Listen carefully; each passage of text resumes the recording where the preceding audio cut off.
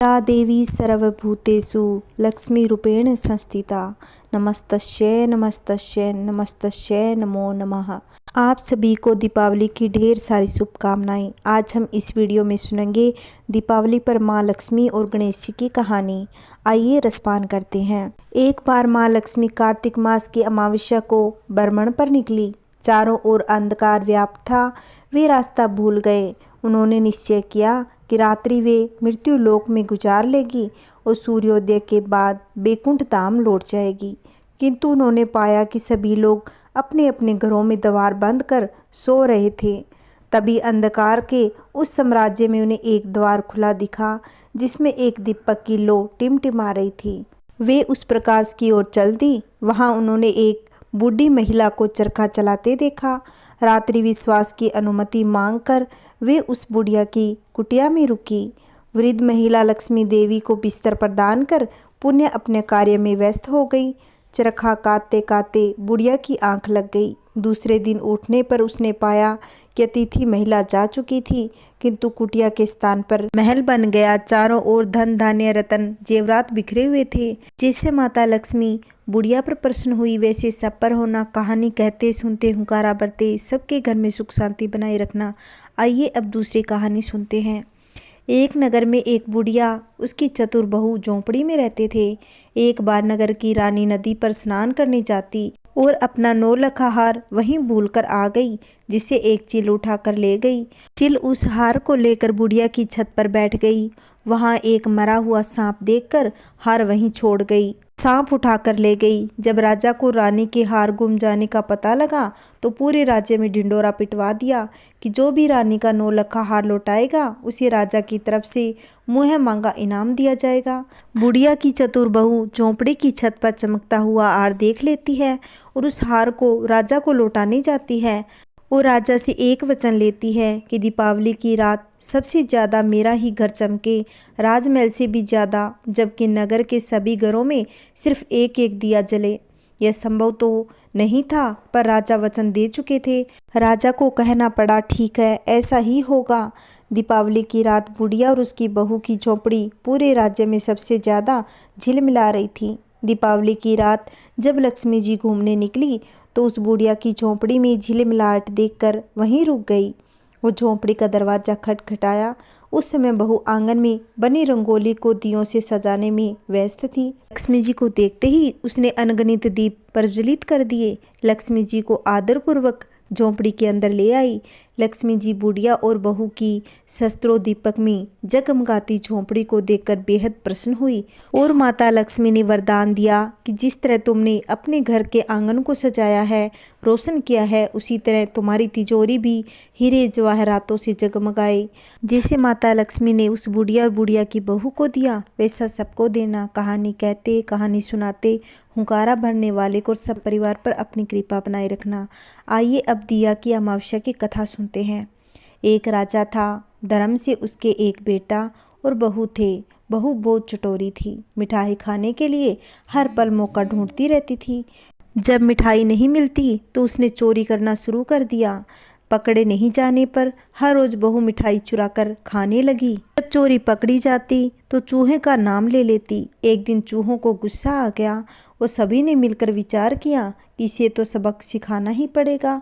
एक दिन राजा के घर मेहमान आए। चूहों ने राजा के बेटे की बहू का ओढ़ना ले जाकर मेहमान के बिस्तर में डाल दिया। दिन उगते ही नौकर सफाई करने लगा। वहां बहू की ओढ़नी देखकर पूरे महल में कानाफूसी होने लगी। घर के लोग बहू की बुराई करने लगे। राजा ने बहू को घर से निकाल दिया। बहू का नियम था कि अमावस्या के दिन शाम को भगवान के दीपक करके मिठाई का भोग लगाकर खाना खाती थी। अमावस्या आई तो न तो उसके पास बाती, ना ही दीपक और ना ही मिठाई थी। अब कैसे दीपक लगाए, कैसे भोग लगाए। भाग्यवश उस दिन राजा शिकार करने के लिए जंगल में गया हुआ था। शिकार करके लौट ही रहा था तो एक पेड़ के नीचे विश्राम के लिए रुका तो वहां पर एक चमत्कारी दृश्य नजर आया। वहां सभी लोग के दीपक आकर एकत्रित हुए, आपस में बातें करने लगे। सभी दीपक कहने लगे कि आज मैंने हलवा खाया, आज मैंने लापसी खाई। लेकिन उनमें से एक दीपक बोला, भाई मैंने तो कुछ भी नहीं खाया, आज तो मेरी पूजा भी नहीं हुई। सब उस दीपक से पूछने लगे, क्यों भाई, रोज़ तो तुम सभी से अच्छा खाते हो, तो आज क्या हुआ? जब वह दीपक कहने लगा कि मैं राजा के घर का दीपक हूँ, उनके घर के बेटे की बहू ने चोर कर मिठाई खाई, नाम चूहों का ले लिया। चूहों को गुस्सा आ गया तो उन्होंने बहू की ओढ़नी राजा के मेहमान के बिस्तर में डाल दी। सुबह बहू की सभी बुराई करने लगे तो राजा ने उसे घर से बाहर निकाल दिया। अब पता नहीं कहाँ होगी, वह रोज़ दीपक लगाकर मुझे भोजन करवाती थी, अब पता नहीं वो कहाँ है। मेरा तो यही कहना है कि जहाँ भी रहे वो सुख से रहे। उस पेड़ के नीचे बैठा राजा दीपक की सभी बातें सुन लेता है। मन में समझ गया कि इसमें बहू की कोई गलती नहीं थी। मैंने बिना सोचे समझे ही गुस्से में आकर उसे घर से निकाल दिया। अब राजा जल्दी से वहाँ से गया और अपने महल में जाकर नौकरों को बहू को ढूंढने का आदेश दे दिया। नौकरों ने बहू को ढूंढकर महल में ले आए। अब राजा ने उससे माफ़ी मांगी। सभी आनंद से रहने लगे। जैसे भगवान ने बहू की लाज रखी वैसी सबकी रखना। कहानी कहते कहानी सुनाते सब परिवार पर अपनी कृपा दृष्टि बनाए रखना। बोलिए माता लक्ष्मी की जय। माता लक्ष्मी की कहानी के साथ इस कहानी को अवश्य सुनना और पढ़ना चाहिए। एक बार एक साधु को राजसी सुख भोगने की इच्छा होने लगी। अपनी इच्छा की पूर्ति हेतु उसने लक्ष्मी जी की कठोर तपस्या की। कठोर तपस्या के फल स्वरूप लक्ष्मी जी ने उस साधु को राज्य का सुख भोगने का वरदान दे दिया।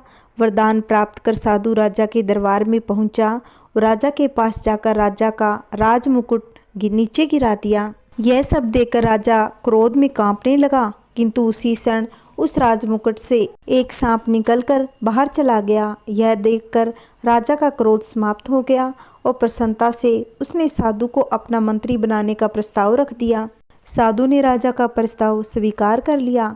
वह मंत्री बना दिया गया। कुछ दिन बाद उस साधु ने राजमहल में जाकर सबको बाहर निकल जाने का आदेश दिया। सभी लोग उस साधु के चमत्कार को देख चुके थे, अतः उसके कहने पर सभी लोग राजमहल से बाहर आ गए। जैसे ही सभी लोग राजमहल से बाहर आए, राजमहल गिरकर धड़ाम नीचे गिर गया। इस घटना के बाद तो संपूर्ण राज व्यवस्था का कार्य साधु द्वारा होने लगा। अपने बढ़ते प्रभाव को देखकर साधु को अभिमान हो गया। वह अपने में सर्वव्यापक समझने लगा। राजा के एक सुंदर पुत्री थी। राजा ने उसका विवाह एक राजकुमार से तय कर दिया। राजा ने विवाह की व्यवस्था, राजमहल की सजावट की जिम्मेदारी साधु को दे दी। अपने अभिमानवश एक दिन साधु ने राजमहल के सामने स्थित गणेश जी की मूर्ति को वहां से हटवा दिया, क्योंकि उसकी दृष्टि में वह मूर्ति राजमहल के सौंदर्य को बिगाड़ रही थी। ऐसे ही अभिमानवश एक दिन साधु ने भरे दरबार में राजा के समक्ष राजा के दामाद से कहा, हमारे कुर्ते में सांप है, यह कुर्ता उतार दो। राजा ने पूर्व घटनाओं के आधार पर दामाद से कहा कि जैसा साधु कहता है वैसा ही करो। राजा के दामाद ने भरे दरबार में अपना कुर्ता उतार दिया, किंतु उसमें सांप नहीं था। राजा बहुत नाराज हुआ। उसने साधु को मंत्री पद से हटाकर जेल में डाल दिया। इस घटना से साधु बहुत दुखी हुआ। उसने पुनः लक्ष्मी जी की तपस्या प्रारंभ कर दी। लक्ष्मी जी ने साधु को स्वप्न में बताया कि उसने गणेश जी की मूर्ति को हटाकर गणेश जी को अपमान किया है, गणेश जी को नाराज किया है, इसलिए उस पर यह विपत्ति आई है। क्योंकि गणेश जी के नाराज होने से उसकी बुद्धि नष्ट हो गई। धन या लक्ष्मी के लिए बुद्धि आवश्यक है, अतः जब तुम्हारे पास बुद्धि नहीं रही तो लक्ष्मी जी जहाँ से चली गई। जब साधु ने स्वप्न में यह बात जानी तो उसे अपने किए पर बहुत पश्चाताप हुआ। साधु को अपनी गलती का एहसास हो गया था। उसने अपनी गलती को पश्चाताप करने के लिए माँ लक्ष्मी की कृपा से अगले ही दिन राजा ने भी उसे जेल से बाहर निकाल दिया। साधु से अपनी गलती के लिए क्षमा मांगी, उसे जेल से मुक्त कर मंत्री बना दिया। मंत्री बनाने पर साधु ने पुनः गणेश जी की मूर्ति स्थापित करवाई, साथ ही साथ लक्ष्मी जी की मूर्ति स्थापित की। सभी को यही शिक्षा दी कि सुखपूर्वक रहने के लिए ज्ञान व समृद्धि दोनों ही चाहिए। इसीलिए लक्ष्मी जी के साथ गणेश जी की पूजा अवश्य करनी चाहिए। तभी से लक्ष्मी के साथ गणेश पूजा की परंपरा आरंभ हो गई। बोलिए गणेश जी महाराज की जय। बोलिए माता लक्ष्मी की जय। अगर आपको मेरी वीडियो अच्छी लगती हो तो प्लीज़ वीडियो को ज़्यादा से ज़्यादा शेयर करना, लाइक करना और कमेंट में जय माता दी लिखना। अगर आपने अभी तक मेरे चैनल को सब्सक्राइब नहीं किया है तो प्लीज़ मेरे चैनल को सब्सक्राइब करें, जिससे आने वाली वीडियो की नोटिफिकेशन आपको मिलती रहेगी। ओम नमः शिवाय। जय श्री कृष्णा। राधे राधे। मेरी ओर से सभी को राम राम।